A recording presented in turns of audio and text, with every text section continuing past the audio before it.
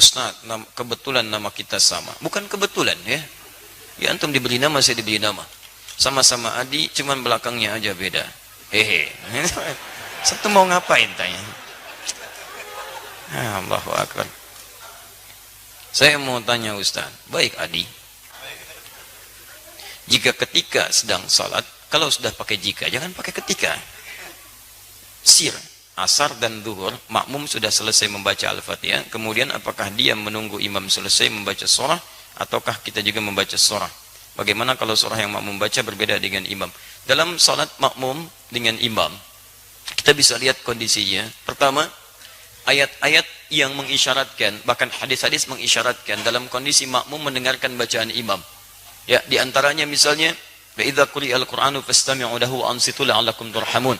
Jika dibacakan Al-Quran, dibacakan, jadi ada fokus. Anda memang jadi objek untuk dibacakan Quran. Ya, fastami'u, Anda diam, berhenti. Wa ansitu, ansitu itu lebih kepada diam, fokus, berhenti. Misal, sedang ngobrol nih, saya bacakan misalnya, Anda objek bacaannya, maka Anda diam menyimak. Makanya ketika khutbah, kenapa diminta ansitu wasma'u? Karena Anda jadi objek dari khatib, diajak bicara. Kan tidak sopan saya ngajak kepada antum, antum bicara dengan yang lain. Bikin forum dalam satu forum. Sama ketika Anda dibacakan pada Anda ayat Quran, Anda fokus melihat, mendengarkan, fokus dengar. Dan tidak ada fokus paling dalam kecuali saat sholat, imam membacakan, mohon kepada Allah, dan bacaannya mewakili Anda. Makanya ketika diperdengarkan pada Anda diam, simak baik-baik. Ketika bacaan diperdengarkan kepada Anda, diam, simak baik-baik. Maka Nabi menyampaikan, innama ju'ilal imamu liyutamma bihi, fa qira'atul imam qira'atul ma'mum. Imam dijadikan untuk diikuti. Bacaan imam itu bisa mewakili bacaan makmum. Ketika Anda menyimak, mendengarkan. Nah, apa bagian yang disimak itu? Bacaan-bacaan Quran. Jadi sebagian yang disimak ini ada yang diikuti. Apa diantaranya? Al-Fatihah. Al-Fatihah. La salata liman lam yaqra bi Fatihatil kitab. Tidak sempurna salat seseorang ketika bisa baca Al-Fatihah, dia tinggalkan Al-Fatihahnya. Ini maksudnya dalam salat berjamaah. Imam baca Al-Fatihah, makmum punya peluang. Makanya mohon maaf ya, mohon maaf, imam itu tolong beri kesempatan pada makmum untuk bisa setidaknya memiliki waktu jeda untuk bisa mengikuti bacaan imam dalam Fatihah. Anda bisa jedakan dalam setiap ayat. Misal, Alhamdulillahi Rabbil Alamin. Tidak sebentar, makmum mengikuti dalam hatinya. Alhamdulillah Rabbil Alamin. Ar-Rahmanir Rahim. Antum ikuti misalnya. Bisa antum kalau baca hadar misal seperti dalam tarawih, Alhamdulillahi Rabbil Alamin, Ar-Rahmanir Rahim, Maliki Yaumiddin. Antum panjangkan itu, sambungkan sampai waladdallin misal, antum jeda sebentar supaya makmum punya kesempatan untuk membaca Al-Fatihahnya. Batas paling minimal kata para ulama 3 ayat. Kalau antum baca dari bismillah sampai Ar-Rahmanir Rahim. Kenapa boleh 3 ayat? Karena ayat terpendek dalam satu surah Al-Quran, surah terpendek di Quran adalah diukur dengan 3 ayat. Inna a'tainakal kautsar fashalli lirabbika wanhar inna syani'aka huwal abtar. Itu terpendek. Karena surah terpendek 3 ayat, maka setiap surah dipandang cukup ketika dibacakan 3 ayat dengan kadar yang sama dengan Al-Kautsar. Kalau Anda sudah Ar-Rahmanir Rahim, imam baca surah, Anda diam simak di sini. Dengarkan, dengarkan, dengarkan. Itu yang dimaksudkan. Di Al-Fatihah diikuti, adapun surah setelahnya Anda dengarkan dan simak dengan baik. Paham sampai sini?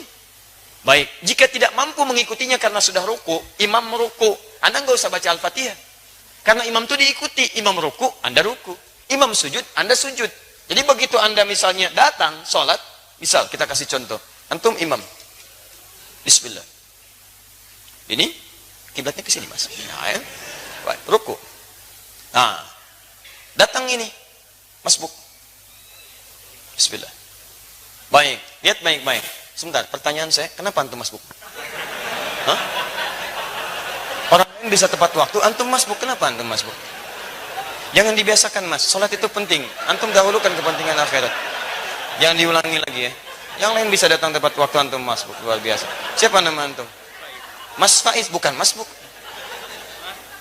Jangan masbuk, ya Mas Faiz. Jangan diulang ya. Awas antum, hati-hati. Cita-cita masuk surga, masbuk lagi. Tahan sebentar, antum sedang sholat.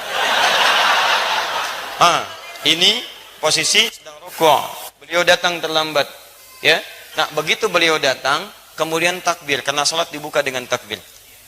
Takbir. Allah.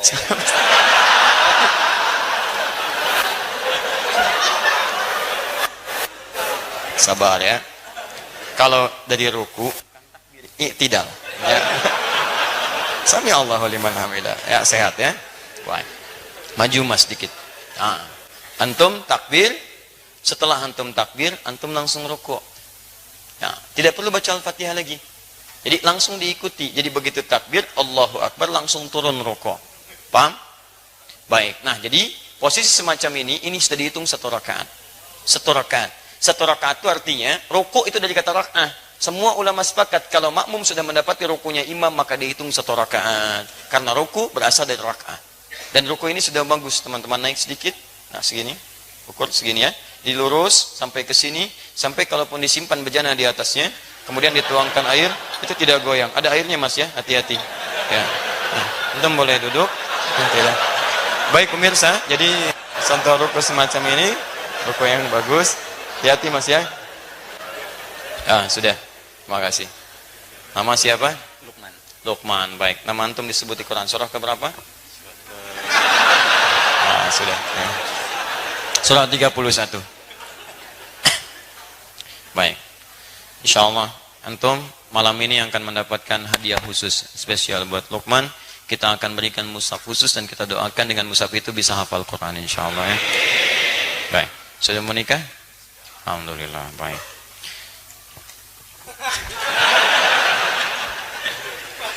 Faiz. Baik. Jangan masbuk lagi ya. Teruskan. Baik. Jadi antum langsung ikuti, kemudian bacaan rukuknya ikuti itu. Sekarang persoalannya, bagaimana kalau sholat sir? Karena bacaan imam tidak diperdengarkan kepada antum.